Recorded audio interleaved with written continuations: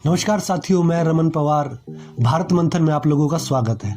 आज हम सुनैना जी से मिलने आए हैं, उनके घर नूना माजरा बहादुरगढ़। सुनैना जी किसी परिचय की मोहताज नहीं है। आज उत्तर भारत में, पूरे में, हरियाणा की बात करें, दिल्ली की बात करें, तो वहाँ पर एक उभरते समाज सेवक, आंदोलनकारी के रूप में सुनैना जी उभरे हैं। आइए हम उनसे मिलते हैं। सुनैना जी नमस्कार, आपका स्वागत है भारत मंथन में। नमस्कार रमन जी।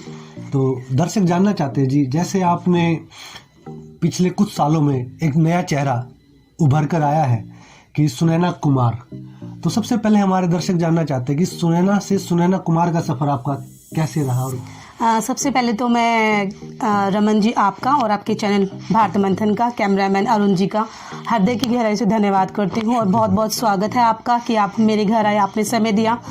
और इस चैनल का भी मैं धन्यवाद करती हूँ। शुरुआती चैनल जो आपका है, बहुत बहुत शुभकामनाएं इस चैनल के माध्यम से जो जागरूक आवाज़ है वो लोगों तक पहुँचाने के लिए।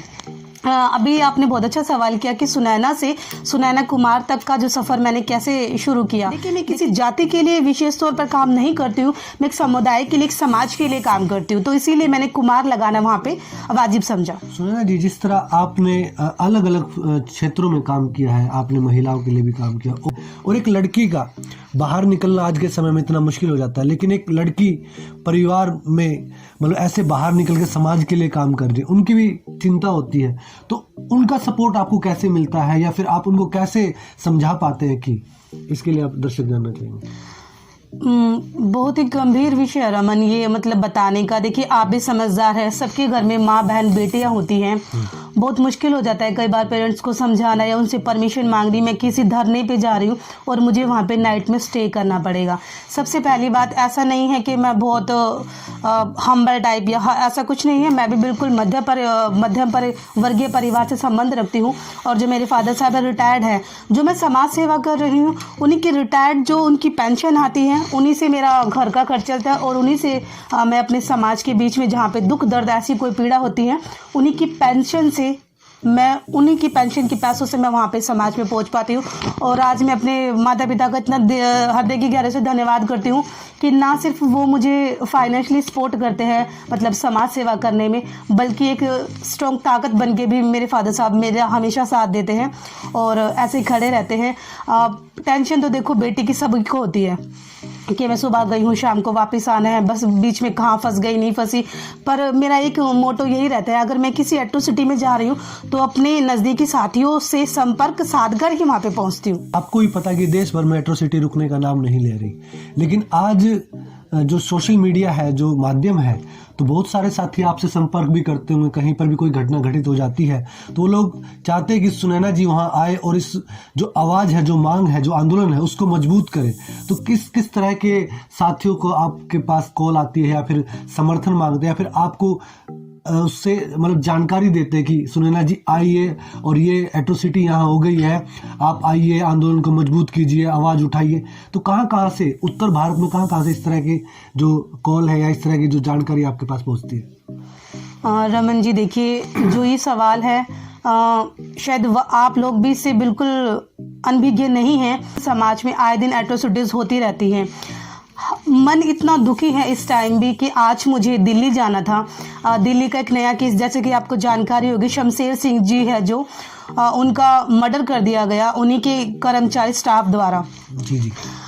होता क्या है कि अगर हम फेसबुक या किसी भी सोशल मीडिया का इस्तेमाल करते हैं तो सही तरीके से करना चाहिए। मेरा सिर्फ यही मोटो रहता है कि अगर मुझे कहीं से कोई मतलब समाज में ऐसी कोई एट्रोसिटी हो रही है और वहाँ पे अगर मैं पहुँचती हूँ और उस किसी आवाज़ को बुलंद कर सकती हूँ और मेरे माध्यम से ही वो अगर वहाँ पे हज़ारों की तादाद में लोग पहुँच रहे हैं और सोशल मीडिया के माध्यम से कॉल से, इंटरनेशनल कॉल से, वीडियो कॉल से और चैट वगैरह से मुझे जो मिलती है, मैं पूरी कोशिश करती हूँ अपनी पूरी टीम के साथ वहाँ पे पहुँचने के लिए। सोशल मीडिया है, फेसबुक के माध्यम से आप एट्रोसिटियों को उठाते हैं, तो कहीं ना कहीं आपको उसी प्लेटफॉर्म पे विरोध का भी सामना करना पड़ा होगा, क्योंकि बहुत सारे लोग ऐसे होते हैं जो सोशल मीडिया पे आपके उल्टा सीधा आपको बोलेंगे, आपको ये भी कहेंगे कि ये तो केवल घर पे बैठ के ही सोशल मीडिया में ही नेता बनने की मतलब कोशिश कर रहे हैं। जी। तो इस तरह के लोगों को आप कैसे जवाब देते हो और इस तरह के लोगों के जो बातचीत उसका आप पे क्या प्रभाव है?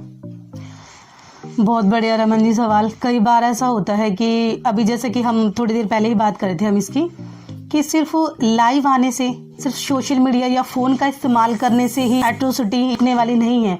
देखिए, हमने आंदोलन भी किया है। जब हाथरस का केस हुआ था तो जैसे कि आप लोगों की पूरी टीम अनशन पे थी, अंबेडकर चौक पर हम अनशन पे थे। पूरे भारत ने देखा था कि रमन जी वहाँ पे भूख हड़ताल पे थे। मैं इनको ज्वाइन करने पहुंची, हम लोग ने भूख हड़ताल की। हम 4 से 5 दिन लगातार वहाँ रोहतक में बने रहे, डीसी से मिले, ज्ञापन सौंपे। आपको पता है कि सामाजिक काम में इतना समय जाता है और अपने निजी जीवन आदमी को पूर्णतः त्यागना पड़ता है, तो मतलब इतनी ताकत, इतनी हिम्मत, जो प्रेरणा है उसका स्रोत क्या है? आखिर आपके पास इतनी एनर्जी और काम करने की जो प्रेरणा है वो आपको कहाँ से मिलती है? बहुत ही आपने अच्छा सवाल किया रमन जी। देखिए, ये आसान काम तो नहीं है और आए दिन जो एट्रोसिटी होती रहती है उनके विचार करना, उन पे काम करना। बहुत सी एट्रोसिटी तो ऐसी होती है जिनसे बाहर निकलना ही मतलब एक इतना बड़ा जद्दोजहद हो जाती है कि कई बार एक महिलाओं के साथ जो शोषण उत्पीड़न जो होता है उसको मैं अपने आप से जोड़ के देखती हूँ कि कहीं अगर मेरे साथ कुछ ऐसा ना हो जाए, मेरे परिवार का क्या होगा। तो अगर ये आपने सवाल किया है तो मेरे पास एक ही ताकत और एक ही शक्ति है जो मैं आपको दिखाना चाहूँगी। भारत का संविधान मुझे इसे प्रेरणा के साथ साथ ये मेरी ताकत और शक्ति बनती है। भारत मंथन की तरफ से मैं सुनैना जी का धन्यवाद करना चाहूँगा कि उन्होंने अपने बिजी शेड्यूल में हमें समय दिया।